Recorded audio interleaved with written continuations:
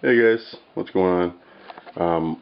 I just want to take a couple of minutes here and talk about humidity tips, specifically geared towards these Exo-Terra terrariums that I've got right here.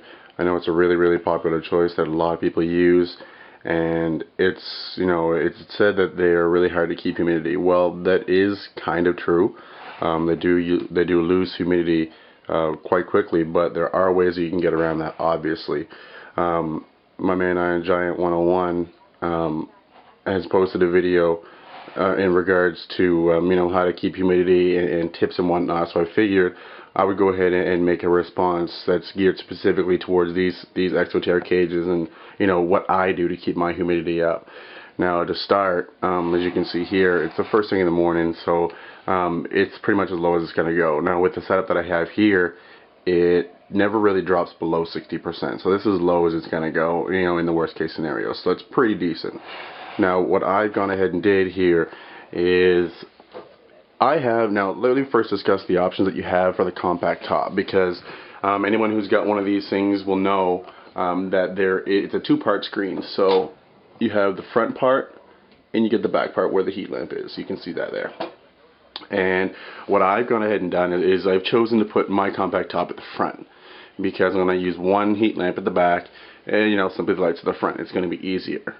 So what I did is I've taken some clear packing tape, and I'm not sure if you can see it there, but yeah, you can see the ripples, or you can see the ruffles here and closer to the middle. I've gone ahead and taken clear packing tape and packing tape over the whole front part of the screen, and I've gone ahead and made sure that the tape is facing upwards, so the clear unsticky side is is facing on the inside of the cage. It's not toxic, and there's no fumes or anything.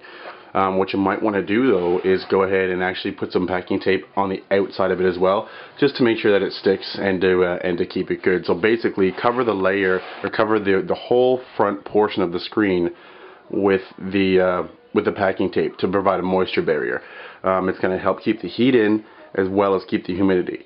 Now the reason for the packing tape is because you want light to be able to shine through. So we have the light in the front with a compact top, and we have the heat in the back with the lamp. Okay, there's a 75-watt heat lamp in the back, and that gives me a basking spot of about 86 to 87, and the ambient temperature is about 83 to 85. Okay, so anyway, you use the packing tape on the front so you can still have the light shine through while at the same time providing a moisture barrier. Now at the back, you're still going to want to have something covering the back as well, but rather than, you're obviously not going to be able to use packing tape or anything like that when you use, or when you're using a heat lamp.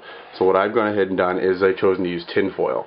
It's really easy, really inexpensive. Anybody has it, of course, but I've taken a piece and cut it to size so that it fits all four corners of the enclosure. Okay, and I then, you can see here, simply cut a hole for the light to shine through. You still get the barrier, it still blocks moisture, it still blocks heat, but you can set the heat lamp on top of it. That's the reason why I chose the tin foil on the back. Okay, so if you have packing tape on the front, remember to put it sticky side up, and also cover the other side on the outside, and then go ahead and put the tin foil on the back.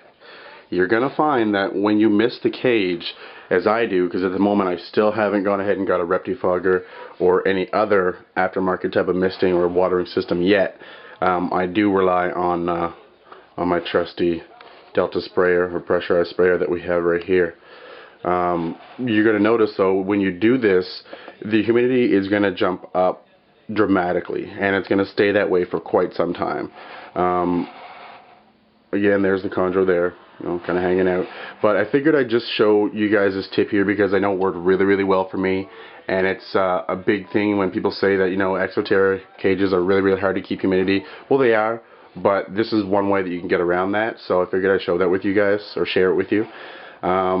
And don't be too worried about the whole covering the whole top, because these things do have ventilation as well. As you can see right here, those are vent holes.